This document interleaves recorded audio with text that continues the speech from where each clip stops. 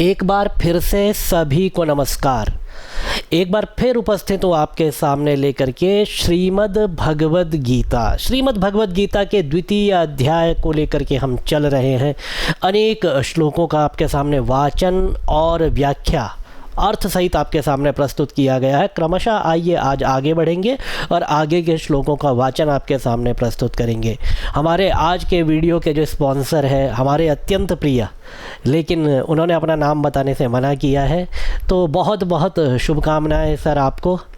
आपने श्रीमद् भगवद गीता विषय को चुना और जो कि अनेकों युवाओं के लिए प्रेरणा का स्रोत है।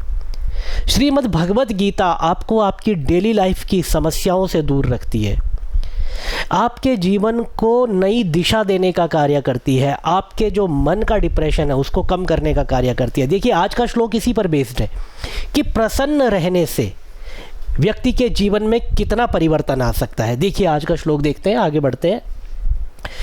तो प्रसंग है आज के श्लोक का, राग द्वेष से रहित होकर कर्म करने वालों को प्रसाद की प्राप्ति, मतलब प्रसन्नता की प्राप्ति।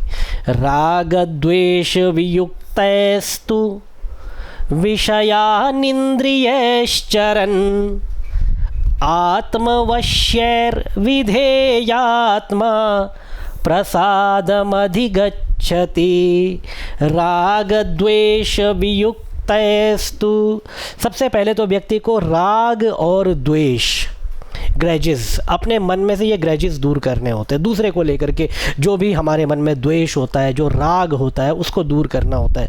राग किसी की तरफ आसक्त बहुत अधिक हो जाना और द्वेष किसी को फूटी आँख ना सुहाना, ये द्वेष है। ये राग और द्वेष ये दोनों ही मन से अपने निकालने होते हैं। और जो ऐसा कर लेता है, जो राग और द्वेष को, ठीक है किसी से प्रसन्नता का कारण कुछ भी हो सकता है, लेकिन बहुत अधिक प्रसन्नता की आवश्यकता नहीं है और किसी से द्वेष करने की भी आवश्यकता नहीं है।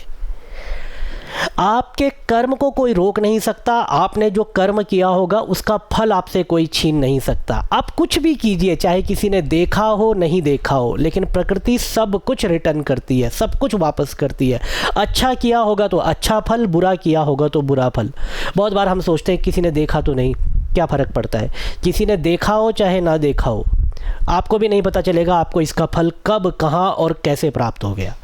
तो इसीलिए जो है सबसे पहले तो अपने मन में से राग और द्वेष को हटा देना चाहिए। तो राग द्वेष वियुक्तस्तु विषयानिन्द्रियश्चरन् आत्मवश्यैर्विधेयात्मा, जो इंद्रियों को अपने वश में कर लेता है, जिसने अपने अंतःकरण को, अपने मन को अपने वश में कर लिया है, वह प्रसादम अधिगच्छति, वह प्रसन्नता को प्राप्त करता है। यदि आप अपनी इंद्रियों के अधीन नहीं है बल्कि इंद्रियां आपके अधीन है, आपके मन में कुछ आ रहा है और आप मन की तरफ खींचे चले जा रहे हैं, जैसा आपका मन चाहता है आप वैसा कर रहे हैं, तो आप इंद्रियों के अधीन हैं, आप अंतःकरण के अधीन हैं। और आप यदि अपने मन को, अपने इंद्रियों को काबू में कर लेते हैं, वश में कर लेते हैं, तो प्रसादम अधिगच्छति, तो व्यक्ति को प्रसन्नता की प्राप्ति होती है। सामान्य सी बात है। इस प्रसन्नता को आप ऐसे समझिए, कॉन्फिडेंस बिल्ड होता है और जब कॉन्फिडेंस बिल्ड होता है तो उसके बाद फिर व्यक्ति के मन में प्रसन्नता आती है। फिर उसका ये जो मन है बहुत हल्का होता है, आनंद की अनुभूति करने लगता है। ये जो बहुत बड़ी सिचुएशन में आदमी पड़ जाता है, जब परेशान होता है, जब हाथ पैर कांपने लगते हैं ना, ये सब कुछ बंद हो जाता है। इसीलिए आत्मवश्यैर्विधेयात्मा विषयानिन्द्रियश्चरन्। आइए आगे बढ़ेंगे। ये ज्ञानांजलि शिक्षाकुलम में कक्षाएं संचालित की जाती है। दुर्गा सप्तशती, कर्मकांड, श्रीमद् भगवद गीता, भागवत महापुराण, संस्कृत भाषा, रुद्री इत्यादि। यदि आप जुड़ना चाहें तो ये नंबर आपके सामने है, आप कॉल या व्हाट्सएप करेंगे, आपको ऑनलाइन कक्षाओं की जानकारी दी जाएगी। जूम पर यह कक्षाएँ होती है। आइए अब अगला श्लोक जो है ये जीवन का मंत्र है। ये मात्र श्लोक नहीं है श्रीमद् भगवद गीता का, ये जीवन का मंत्र है। प्रसादे सर्व दुखानाम हानिरस्योपजायते।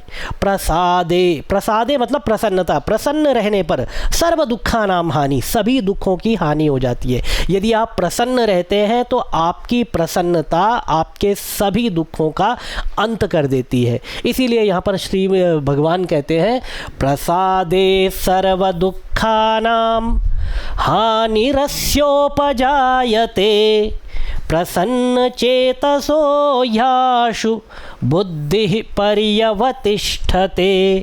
प्रसादे सर्व दुखानाम, प्रसन्न रहने पर सभी दुखों की हानि हो जाती है। प्रसादे सर्व दुखानाम हानि ही अस्य उपजायते, सभी दुखों की हानि हो जाती है। और प्रसन्न चेतसो याशु, यदि आपका चित्त प्रसन्न है, आपका मन प्रसन्न है, आपका अंतःकरण प्रसन्न है, तो प्रसन्न चेतसो याशु बुद्धि पर्यवतिष्ठते, बुद्धि भी जो है सकारात्मक हो जाती है, बुद्धि में परिवर्तन आता है, बुद्धि जो है आपके नित नए आयामों की तरफ कार्य करने लगती है, बुद्धि जो है सकारात्मक होकर के आपके जीवन को सकारात्मक कर देती है। तो प्रसन्न चेतसो याशु बुद्धि पर्यवतिष्ठते, बुद्धि में भी परिवर्तन आता है। और जब बुद्धि में परिवर्तन आता है तो बुद्धि स्थिर हो जाती है, और स्थिर जब बुद्धि हो जाए व्यक्ति की तो संकल्प विकल्प सब खत्म हो जाते हैं। और संकल्प विकल्प जब खत्म हो जाते हैं तो मन का जो टेंशन है, मन की जो ओवर थिंकिंग है, वो धीरे धीरे शांति की तरफ चली जाती है। और फिर व्यक्ति प्रसन्न होकर के, प्रसन्नता का अनुभव करके अपने जीवन को सार्थक बनाता है, किसी अच्छे काम की तरफ लगता है, हल्का होकर के दिन भर अपने कार्यों को करता है और प्रसन्न मन से करता है, जिससे कि उसकी उन्नति होती है। ये जो डिप्रेशन, ये ओवर थिंकिंग, इससे ये बाहर निकल करके अपने जीवन के बारे में कार्य करने लगता है। क्योंकि व्यक्ति की स्थिति कैसी हो जाती है, उसका उन्हीं कार्यों को करने में मन नहीं करता जिनको वो पहले चाव से करता था, तो व्यक्ति वापस अपने ट्रैक पर आ जाता है। तो उसके लिए सबसे ज़्यादा इंपॉर्टेंट क्या है? सबसे ज़्यादा इंपॉर्टेंट है प्रसादे सर्व दुखानाम हानिरस्योपजायते, प्रसन्न रहने से सभी दुखों की हानि होती है। और प्रसन्न चेतसो याशु बुद्धि पर्यवतिष्ठते, तो बुद्धि भी जो है स्थिर हो जाती है, बुद्धि में परिवर्तन आता है जब आप प्रसन्न रहते हैं। तो श्री कृष्ण का यह उपदेश है अर्जुन के लिए, पार्थ के लिए और हम सब के लिए। हम लोग अभ्यास करें और अपने जीवन में आगे बढ़ते रहें। सर, आपने एक वीडियो इस तरह से स्पॉन्सर किया कि लोगों को बहुत आनंद इस प्रसंग को सुनने में आ रहा है और आगे भी आता रहेगा। अगला भी आपके द्वारा जो प्रायोजित है उसको लेकर के जल्दी ही शीघ्र उपस्थित होंगे। तब तक आप निरंतर अभ्यास करते रहें। भगवान श्री कृष्ण के चरणों में आपकी प्रीति सदा बनी रहे। ओम भगवते श्री कृष्णाय नमः।